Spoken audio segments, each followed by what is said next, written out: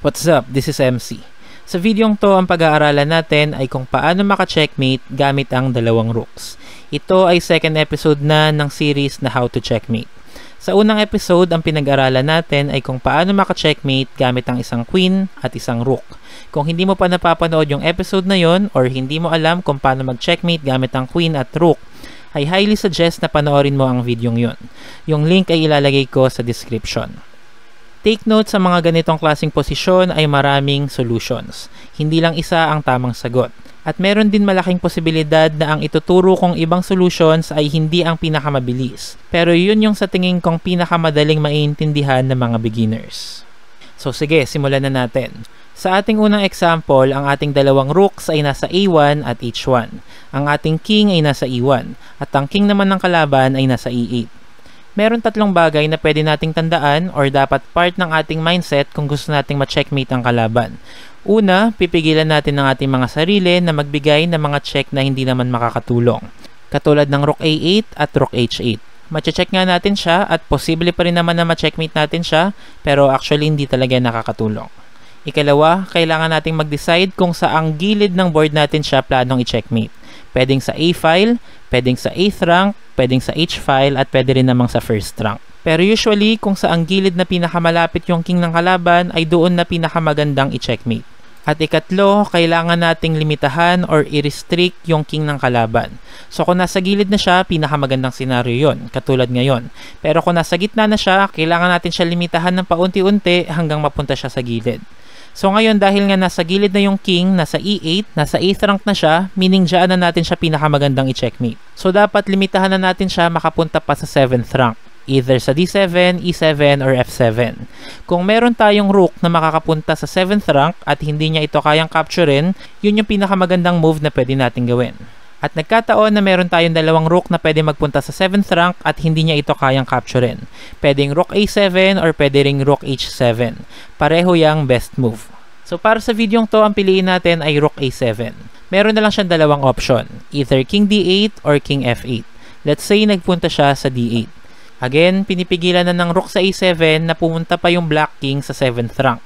At kung meron tayong rook na makakapunta sa 8th rank at hindi ito makakapture ng king ng kalaban, ay matcha-checkmate na natin siya. At meron tayong rook sa H1 na pwede magpunta sa H8. Paano to naging checkmate? Again, bawal siyang umangat sa 7th rank kasi binabantayan na yun ng rook sa A7 at yung rook naman sa H8, kinokontrol niya yung buong 8th rank. So wala nang pwedeng puntahan yung Black King dahil bawal na siya sa 7th rank at wala namang 9th rank. Wala na rin siyang pangharang or pang-capture sa nanche-check na rook. So, ang Black King ngayon ay checkmate na. So, again, ano yung mga dapat nating tandaan? Huwag magde-deliver ng check na hindi naman nakakatulong at limitahan yung king ng kalaban hanggang ma-checkmate na natin ito sa isa sa mga gilid ng board. So, let's now proceed with our next example. Halos katulad lang ng kanina, ang pinagkaiba lang yung king ng kalaban instead na nasa E8 ay nasa E5 na ngayon. So, mas nakagitna, mas centralized. Kaya ito ay medyo mas challenging. Ngayon, mag-decide muna tayo kung saang gilid ng board natin siya pinakamagandang dalhin. Actually, pwede naman kahit sa ano, pero I think ang pinakamaganda pa rin ay ang 8th rank. At kung dyan natin siya dadalhin, kailangan nating limitahan yung mga ranks na pwede niyang puntahan. So ngayon, nasa 5th rank siya. Kung mapipigilan natin siya magpunta sa 4th rank, liliit na ang mundo na kanyang ginagalawan. At meron tayong dalawang magandang options, either Rook A4 o kaya Rook H4. Halos parehas lang naman yan. So ngayon, piliin natin yung Rook H4. Hindi tayo nagde-deliver ng check pero nare-restrict na natin siya. Syempre ang Black ayaw niya naman agad mapunta sa pinakagilid, so pipilitin niya magstay sa 5th rank. So let's say nagpunta yung Black King sa F5. Take note na yung rook natin sa H4 ay pinipigilan siyang magpunta sa 4th rank. Kung meron pa tayong isa pang rook na makakapunta sa 5th rank at hindi niya ito kayang capturein, ay malilimitahan natin siya lalo. At meron tayong rook sa A1 na pwede magpunta sa A5. Again, bawal na siya sa 4th rank at bawal na rin siya ngayon sa 5th rank. So, pinapaalis na natin siya doon at kailangan niya nang umangat sa 6th rank. Let's say nagpunta yung king sa G6. Again, yung rook sa A5, nililimitahan yung king ng kalaban na magpunta sa 5th rank. At kung meron tayong iba pang rook na pwede magpunta sa 6th rank at hindi niya tayo kayang capturein, yun na yung pinakamagandang option. Kaya lang yung rook natin sa H4, kapag nilagay natin sa H6, kakapturein niya lang. Ibig sabihin na ba niyan, hindi na natin siya matcha-checkmate? Syempre, matcha-checkmate pa rin natin siya. Kailangan lang natin mag-insert ng mga additional na moves. So instead na magpunta agad sa 6th rank, ay pwede nating ilayo ang ating rook sa king ng kalaban.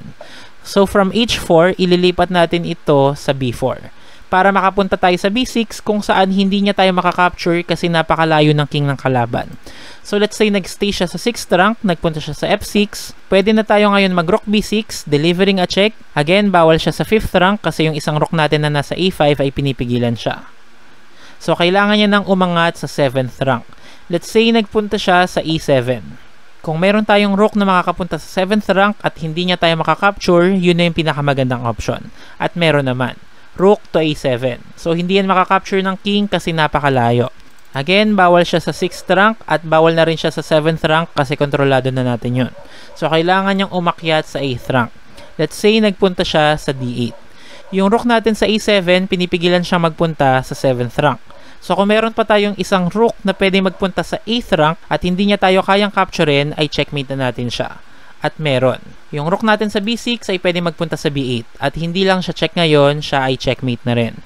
So bawal siya sa 7th rank dahil may rook sa a7 at kontrolado na rin natin yung 8th rank, meaning wala nang available square para sa king. So hopefully nasusundan nyo. And let's now proceed with our final example kung saan yung king natin ay nasa a1, yung dalawang rooks natin ay nasa b3 at c1, at yung king naman ng kalaban ay nasa g4. Again, dapat nating pigilan ng ating mga sarili na mag-deliver ng check na hindi nakakatulong. Ngayon, mag-decide tayo kung saang gilid ng board natin siya planong matihin. I think pinakamalapit siya sa h-file, so dyan na lang natin siya matihin. At kung dyan natin siya planong matihin, ay dapat limitahan na natin yung king ng kalaban. Siya ngayon ay nasa g-file. Kung turn niya na ngayon para mag-move, ang pinakamagandang pwede niyang gawin ay magpunta sa f-file para mas ma-centralize pa yung kanyang king, so mahirapan tayong ma-checkmate siya. At yun ang dapat nating pigilan, makapunta siya sa f-file. So meron ba tayong rook na pwede magpunta sa f-file na hindi niya kayang capturein? Kapag yung rook sa b3 nilagay natin sa f3, kakapturein niya lang. So yung rook na lang sa c1, ilagay natin sa f1. Bawal na siya ngayon sa f-file. Meaning, kailangan niya magstay sa g-file or magpunta sa h-file. Pero syempre, ang pinaka-challenging ay kung mag-i-stay siya sa g-file. Let's say, nagpunta siya sa g5. So, dahil nga yung rook sa f1, pinipigilan niya na yung king ng kalaban na magpunta sa f-file. Kung meron tayong rook na makakapunta sa g-file at hindi niya ito kayang capturein, ay yun yung pinakamagandang option. At meron. Yung rook sa b3, pwede nating ilagay sa g3, delivering a check at kinokontrol na rin natin yung buong g-file. So again, bawal siya magpunta sa f-file. So isa na lang yung option niya, magpunta sa h-file. Pero meron pa siyang tatlong squares na pwedeng puntahan. Pwedeng sa h4, h5 at h6. Ang best option niya ay magpunta sa h4 para atakihin yung ating rook. So hindi pa tayo basta-basta pwede magpunta sa h-file kasi kakapture niya yung rook natin. So dapat ba natin tong depensahan? Kung dedepensahan natin to, magiging committed yung dalawang rooks na depensahan yung isa't isa. At mahihirapan lang tayong ma-checkmate siya. Kasi ang kokontrolin nila ay parehong file o kaya parehong rank. Kaya naman instead na depensahan yung rook sa g3 ay iilag na lang natin ito sa square kung saan mababantayan pa rin natin yung g-file pero hindi tayo makakapture or maaatake ng king ng kalaban. Kung sa g2 tayo pupunta ay pwede siyang mag king h3, inaatake niya pa rin yung rook natin. So nagsayang lang tayo ng move. So wag tayo sa g2. Wag rin tayo sa g4 at g5 kasi kakapture niya lang tayo doon. Kung sa g6 naman tayo magpupunta ay aatakihin pa rin tayo ng king niya. So wag rin doon. At ang pinakamagandang options natin ay rook g7 o kaya rook g8. Kahit ano dyan sa dalawa. Bakit hindi maganda ang rook g1? Dahil magiging connected ang dalawang rooks. At sa pag-checkmate, hindi maganda na connected yung dalawang rooks. Hindi maganda na dinidepensahan nila yung isa't isa. Kasi onti lang yung makakontrol natin kapag ganun. So ilagay natin to either sa g7 or g8. Sa g7 na lang natin ilagay.